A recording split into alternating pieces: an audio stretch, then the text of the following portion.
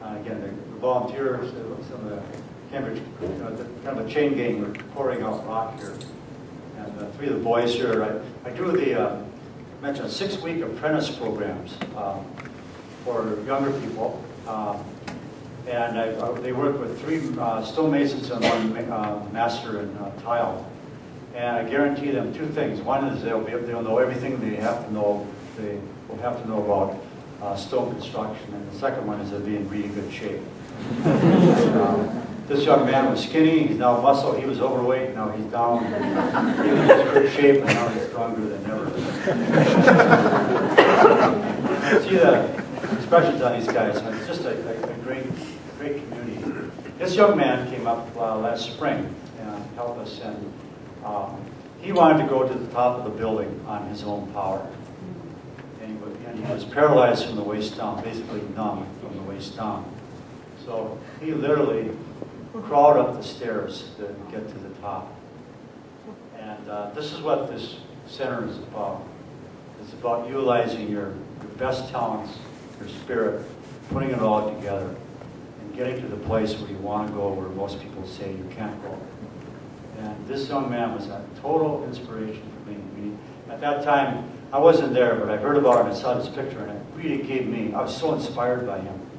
It gave me a huge boost that I needed at that time to continue on this thing. But this is the product of the homestead. It's this incredible spirit that you create when everything, again, the wonderful summer period of all the abundances of berries. And I've got this Mike Falls, a master builder from Wisconsin. He's worked on and off for me for 20 years. He's an incredible guy.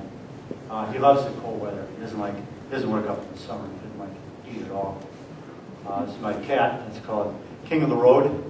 You have to have a cat up there for mice. And the king lives outside when I'm not there, but he spends the winter with me. He stays with me in the cabin when it's cold, and then when I go, he survives okay in the winter, but he doesn't like the snow so much. But he's a real good mouser.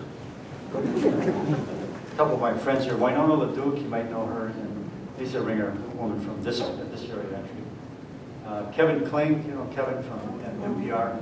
Stories. Kevin, we do a weekend called Storyteller Weekend, a weekend every summer. Kevin and a number of other really incredible people come up, and we spend 3 days together. And during the day it's kind of leisurely, and then in the evening we sit around the fire. We have stories and that. This is Mary, is a significant other here reading a book, and a young friend that came in is modeling the Eskimo gear, caribou stuff here. Sugi, a Japanese friend of mine that runs he owns a downhill ski school in Japan. Very famous man there, but extremely humble, very zen person. He comes up every summer. He's been there for 20 years. In June, he was down here at the end of this month. This is his hot tub that he made. He made his own cabin, house, everything.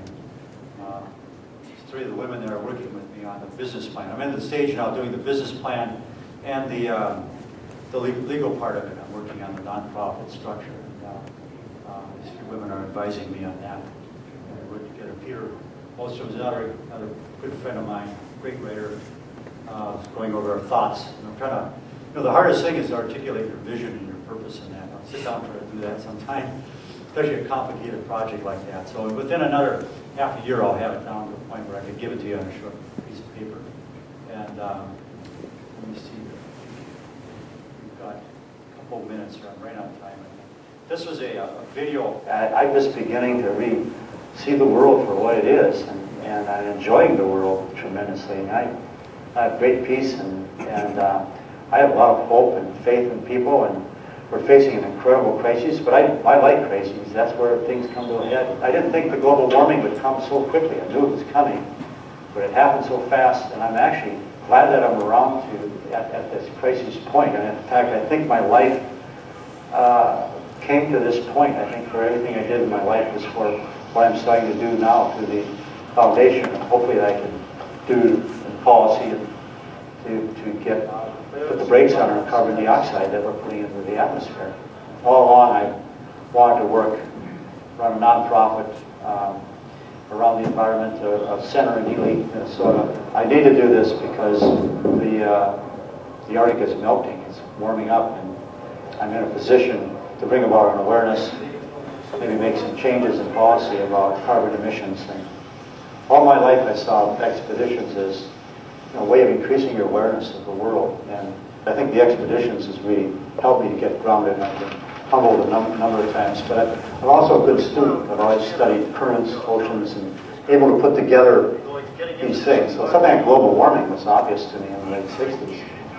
And I was born with this vocation to teach and this adventurous spirit. I saw all this together, but in order to get a foundation, I really needed to establish myself, my name. But through a foundation, and the next projects in the near future will be ideas that will develop. But